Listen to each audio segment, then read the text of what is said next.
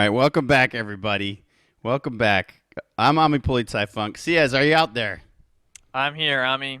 Okay, great. And you are observing independently, and I'm observing independently, and we're both paused on 11 seconds. Is that right? That is correct. All right, guys, we can't let the players get too far ahead of us, or we might miss a game. So let's get in there immediately. Follow me in. Come on, let's go. We're paused at 11. Ciaz, I'm going to unpause in 3, 2, 1, unpause. 12, 13, 14, 15, 16. Synced up, running? We are synced up and good to go. Okay, that's good to hear.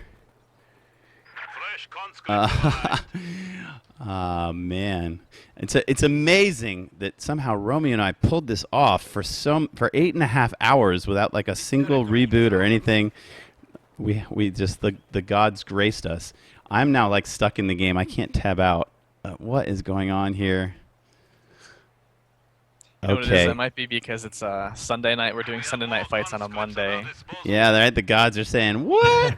This is not Sunday. What are you doing?"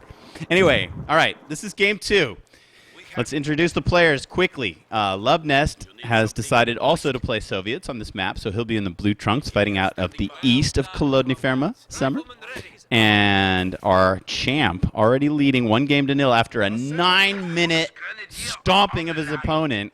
It's Jesulin representing Spain. He'll be playing the OKV in the red trunks out of the west. Okay. You know, we haven't had any chance to chit-chat at all because we've just trying to keep up with the game and trying to keep up with the players. But while they're organizing themselves, I actually have a theory for why shoutcasters tend to mess up names and colors when I have to talk to Ciaz and about Cruzy, I will often swap them. And here's why. Here's my theory. Ready, Ciaz? You ready?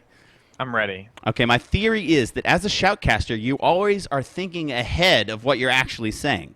You're composing what you're going to say while you're saying what you already composed a few seconds ago, right?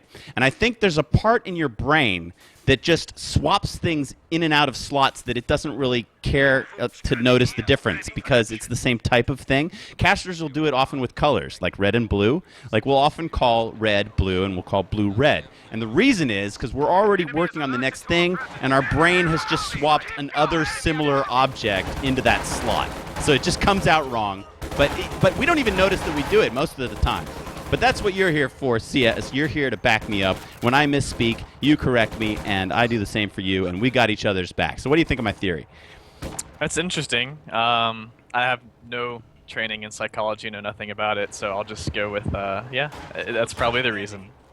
Oh, here we see even the top player in the world, Jesulin, got nixed by the little cover thing. His guys, he wants to cap on the edge of that circle, and he wants to cap in a way that the Soviets can't see what squad is there, but he can't do it. He has to get close enough to the center to make sure these guys don't run into cover and run out of the capping circle. Have you been playing lately since that change? Have you been nixed by that little intricacy yourself?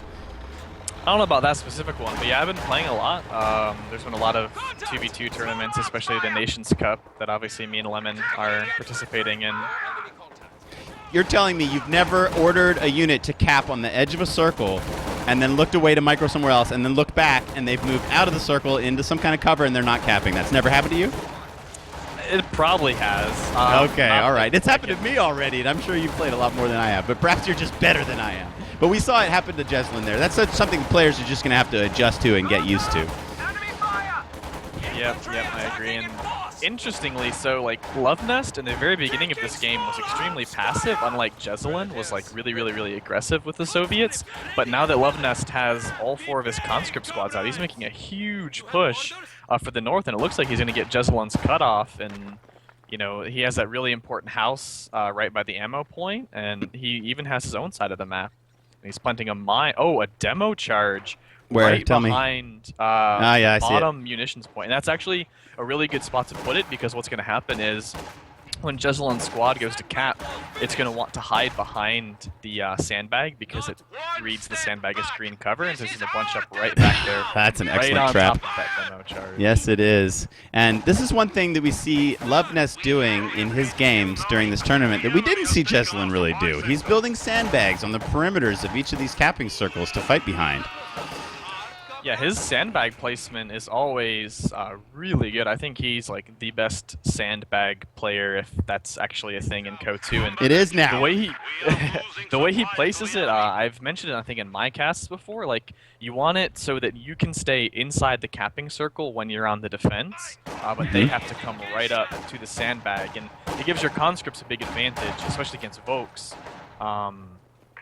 You know, because you can fight in the green cover, whereas they'll have to run up to you outside of green cover, and it's just kind of a catch-22 because cons beat you at max range in green cover, or they'll beat you at close range. So it's kind of screwed if you do, screwed Damned if if you do, and damned if you don't.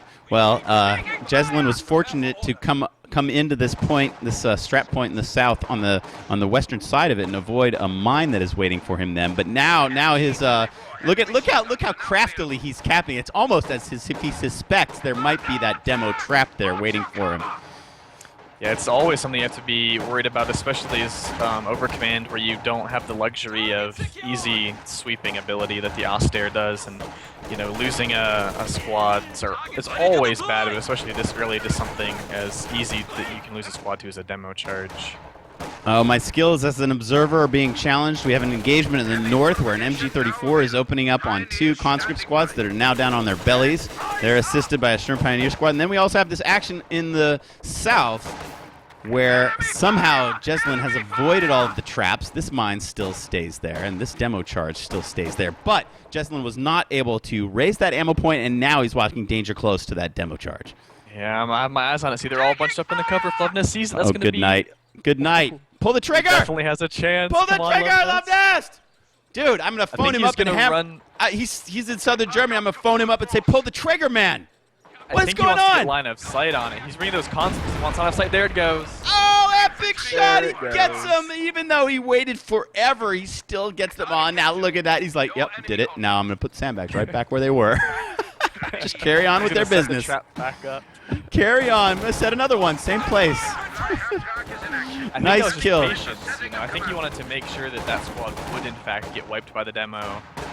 Wow. It's hard to be patient when you've got them all lined up like that.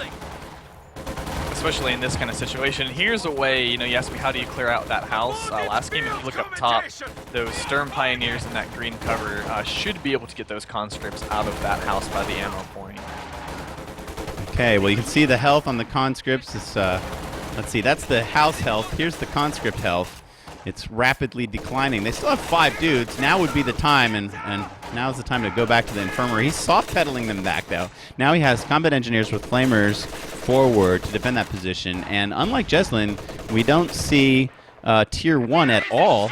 We see Tier 2 and no units produced from it, and a quick rush to Tier 3. What do you expect? T-70, T-34? What's coming?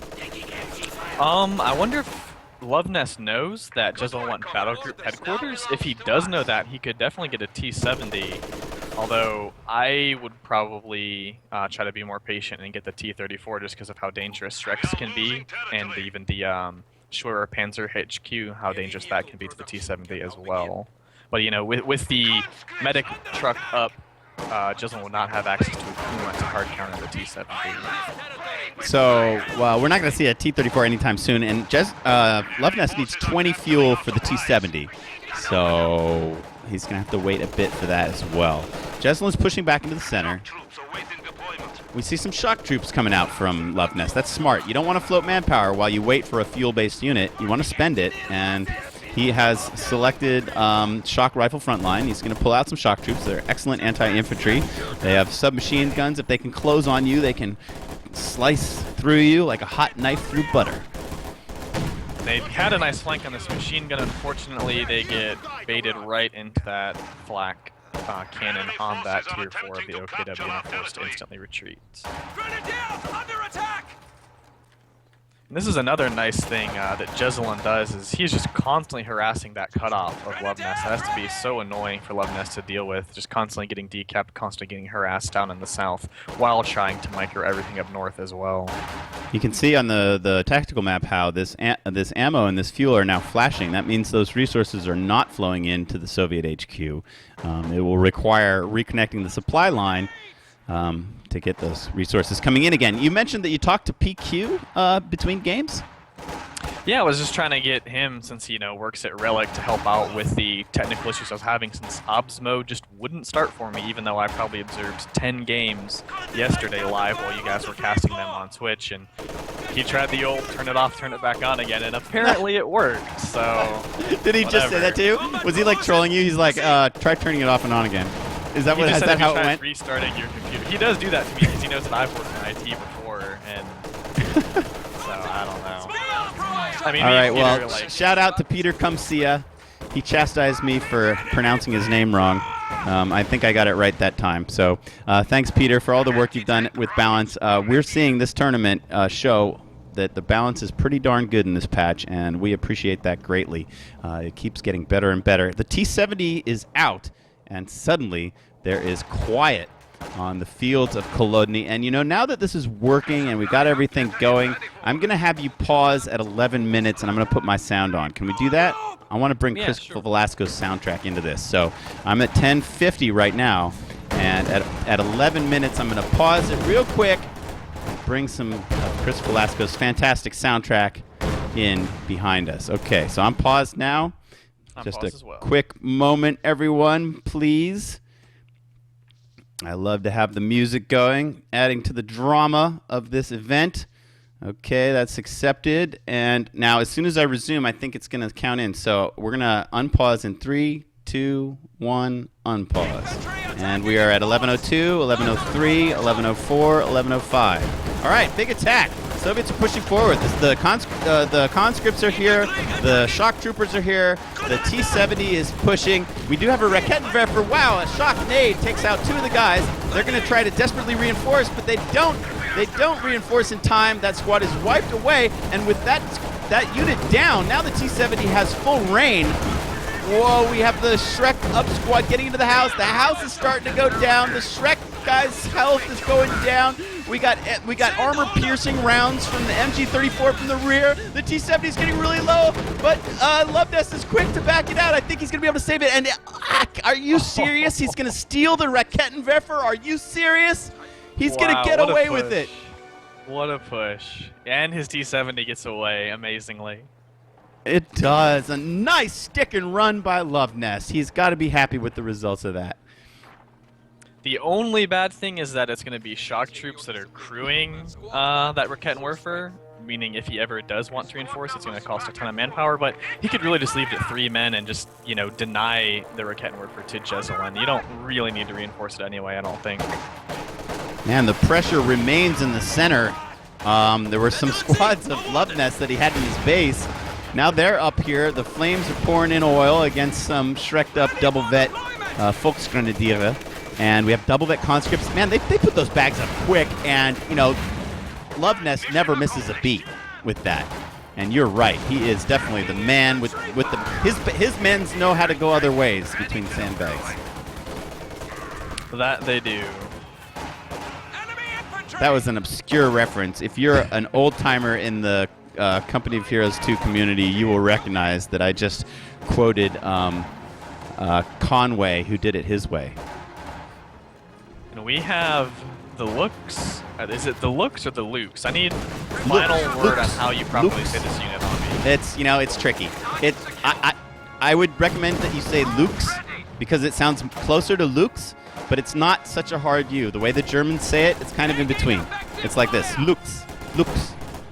It's a little bit softer than the American hard U, but still harder than the American soft U, if that makes any sense. The Panzer II Lux. I don't know. You just have to copy. We got to get my son in here, my son Aiden, to pronounce things for us, or watch Luvnest's stream. He loves the Lux. Luvnest loves the Lux. Try to say that 3 times fast. I don't want to try that. I'll surely mess it up. And, you are afraid to even try. Come on, have some balls. Go for it, Ciez. Luvnest loves the looks. Luvnest loves. One more. Go. You got it. Luvnest loves the looks. Not bad. Luckily, this T-70 should be able to counter the looks pretty well, and he actually was reconning, using his T-70 to recon to give line of sight for the AT gun to shoot that Soarer Panzer HQ. And now the Lux has a damaged engine from the cons in that house, and this T-70 just ripping into the rear armor. And you are pronouncing it perfectly. The Lux is down. It is Another burning, win for Luvnest. exploding in a ball of flames. His Shreks are too late to the party. Where were they moments ago? Although they do clear the field gun, that would be a wonderful capture for Jesulin. He desperately needs more AT. Yeah, I think he should be able to get it. I don't think really right out from under these conscripts in the house.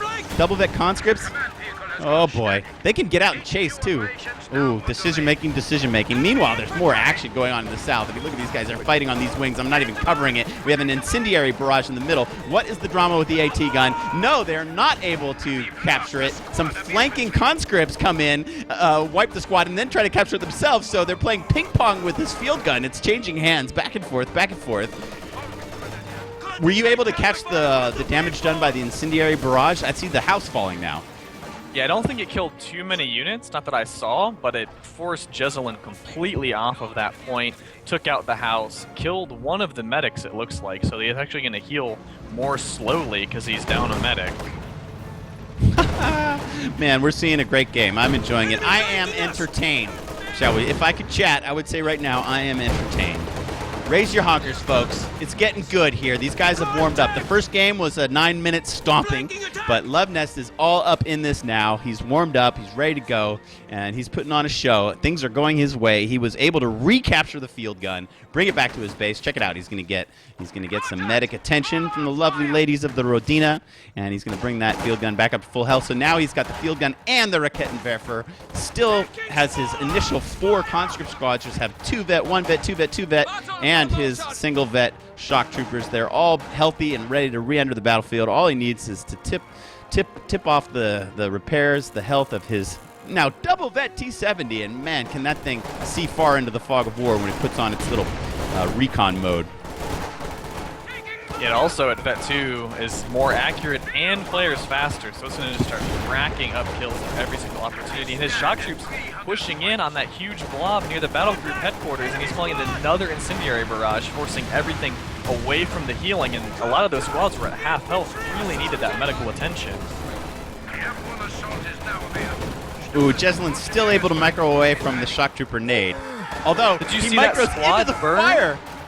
Is it gone? Did the squad get wiped? Yeah. And, wow. And it had a Shrek on it. And the Shrek didn't drop. Burned. Oh no. Drop. Gone. Oh no, and now another squad's retreating. Oh, I hope that fire has stopped. Oh, yeah, he barely luckily made for it through him. there. Luckily for him, the fire has dissipated. But yeah, losing that one Shrek'd up Volksgrenadier squad was another massive loss for Jesulin. We saw him lose a Volk squad to a demo charge. We saw him lose the Lux pretty much immediately. And now we've seen him lose a Shrek up Volk squad. So things continue to go the way of our Soviet player Luvnest. Do you see what's rumbling onto the battlefield now? I do now. It just rumbled right into my screen. And it's going to try to annihilate this double vet Volk squad, and it succeeds. Oh, hell yeah. I fell into a burning ring of fire. It went down, down, down as the flames went higher. And it burns, burns, burns. The ring of fire, the ring of fire. We're having fun on SNF. If Ami gets the liberty to sing to you for a little bit, we're having fun. And also, meanwhile, I didn't want to interrupt your beautiful song, but just open your tactical map and look at this map control from Luvnest. It's blue everywhere. It is. He's continuing to harass the wings while he attacks the center. Let's see, the KV-8 only had 4 kills, but it sure made a loud entrance into the contest. And one of those was a full squad wipe, which is always, always important. Under attack! Crate Ghost says no singing. What do you think of that? I liked your song, Ami. I liked it. Thank you. Thank you. It was entertaining. It was a nice touch. It was just music. I take a lot of all liberties, but who's going to stop me, Ciez? Who's going to stop me? I'm not going to stop you. This is your show, Ami. That's right. Get some!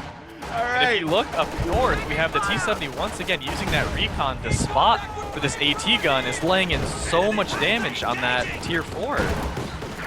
That's true. He's down to about 15% health, but now the Axis infantry arrives. Even some new Fallschirmjägers are there. They want to back that AT gun out. They're successfully pushing it back. It's down to 2 men. I wonder if they're going to be able to clear it. They still have 2 squads of conscripts there, and I hear another incendiary round going in, and that's going to cause the MG-34 to reposition, the Pioneer to retreat. Here come the shock troops, and they're going to be able to clean up. Those falls might die. They do. The shocks take him out, and it looks like Jesulin throws in the towel. GG! Woo! Okay, Luvnest just back with a fury. Look at these guys. Look at these guys. Look at these little shock troopers, man. They wiped out that Fallschirmjäger squad. You can see the dead Fallschirmjäger members, dead conscripts with their faces in the mud, dead Volksgrenadiers in the background, and that little punch in the face is going to do it for Game 2. You know, I love it. We're all evened up, and once again, let's all stay quiet as we wish you happy holidays and run our Axis wins. Allies.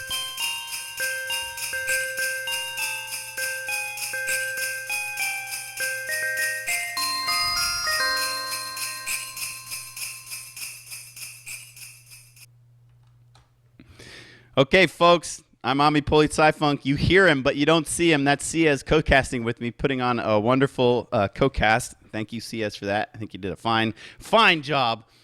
Perhaps later in the show we can get some video out of you. But fortunately for us, we get to see at least 2 more games because when the players have evened it up at 1, this best of 5 is now a best of 3. And we will be right back as we go to a new map. Who knows what it's going to be? Keep your eyes peeled for the loading screen to find out first when we come back with game number 3. Don't go anywhere. Thanks for coming out. 1.3K. Woo! Let's do it.